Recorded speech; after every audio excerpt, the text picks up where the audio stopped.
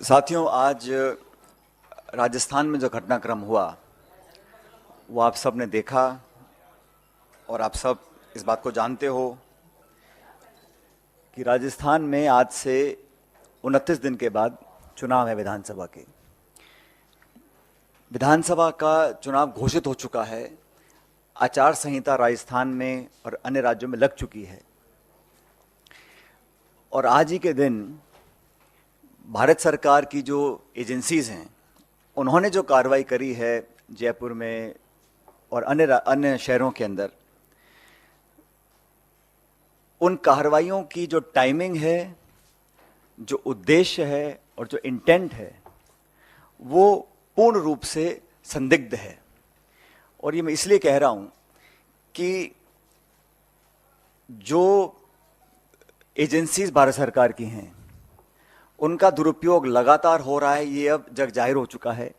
लेकिन चुनाव संध्या से ठीक पूर्व, ठीक इलेक्शन से पहले जिस प्रकार से एजेंसीज को राजस्थान में छोड़ा गया है, कांग्रेस पार्टी के नेताओं को भयभीत करने के लिए, आतंकित करने के लिए, देश और प्रदेश इस बात को बहुत गंभीरता से देख रहे हैं।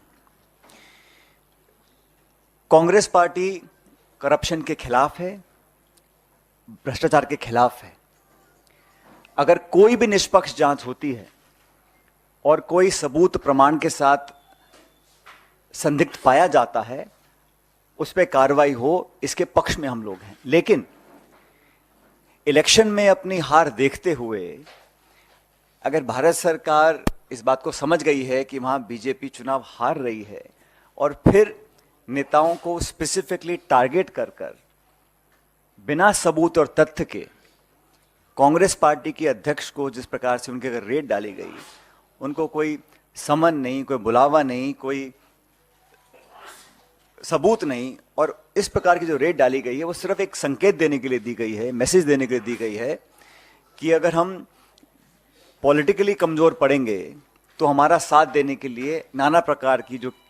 एजेंसीज भारत सरकार की हैं, चाहे वो सीबीआई है, ईडी है, इनकम टैक्स है, उनका हम दुरुपयोग करेंगे और लोगों के अंदर एक तरह का भय पैदा करने की हम कोशिश करेंगे। इसका कांग्रेस पार्टी पूरी तरह से विरोध करती है और मैं समझता हूं कि लोकतंत्र में पॉलिटिकल पार्टीज को अपने विजन, अपने मैनिफेस्टो, अपनी विचारधारा, अपने नेताओं की दम के ऊपर चुनाव लड़ना चाहिए। भारतीय जनता पार्टी सभी 5 राज्यों में फिलहाल पीछे चल रही है और मैं ऐसा मानता हूं कि जो आज की कार्रवाई है वो इस बात का स्पष्ट संकेत है।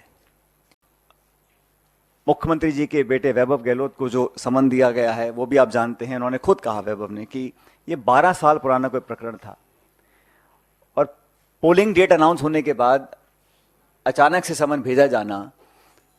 सब लोग समझते हैं कि इसके पीछे क्या सोच हो सकती है। अगर आप ये वीडियो YouTube पर देख रहे हैं तो हमारे चैनल को सब्सक्राइब करें और बेल आइकन को दबाना ना भूलें। अगर आप Facebook पर ये वीडियो देख रहे हैं तो हमारे पेज को लाइक करें।